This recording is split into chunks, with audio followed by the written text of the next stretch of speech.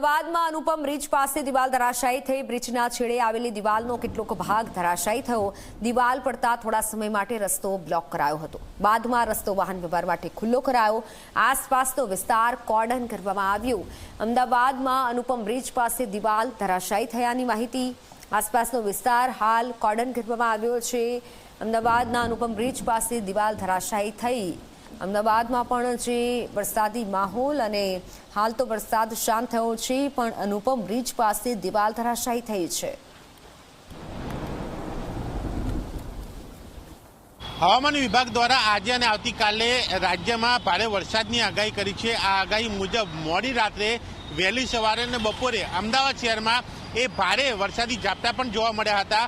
અને આ જે વરસાદી માહોલ જે અમદાવાદમાં જોવા મળ્યો, તે વરસાદી માહોલ વચ્ચે જે કાંકરિયા મણિનગર જે અનુપમ ખોખરા બ્રિજ આવેલો છે, એ બ્રિજ પાસે આ જે કાંકરિયા લેકની ફરતે આવેલ એ દિવાલ એ જોઈ શકાય છે।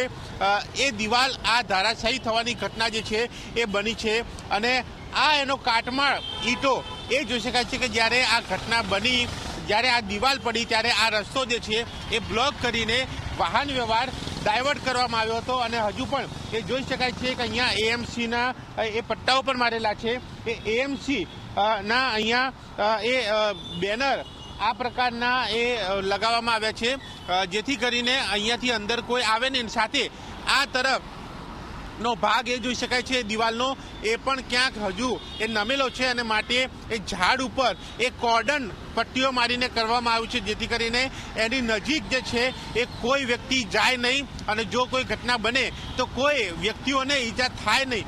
આ બાબતનું ધ્યાન એક રાખવામાં આવ્યું છે। એટલે કે આ એક ઘટના બની છે એ વરસાદી માહોલ વચ્ચે આ દિવાલ ધરાશાયી થવાની। અને હજુ પણ અમદાવાદમાં એ અલગ અલગ જગ્યા ઉપર એ વરસાદી પાણી ભરાવાની સમસ્યા પણ એ જોવા મળી છે। ત્યારે જોવાનું રહે છે કે આ સમગ્ર મામલે એ તંત્ર શું કરે છે, અને ખાસ કરીને આ કાટમાળ એ વાહનોને ન નડે એ કાટમાળ ક્યારે હટાવવામાં આવે છે, અને આ જે દિવાલ એ નમેલી છે એ પડે નહીં એના માટે એ તંત્ર શું કરે છે।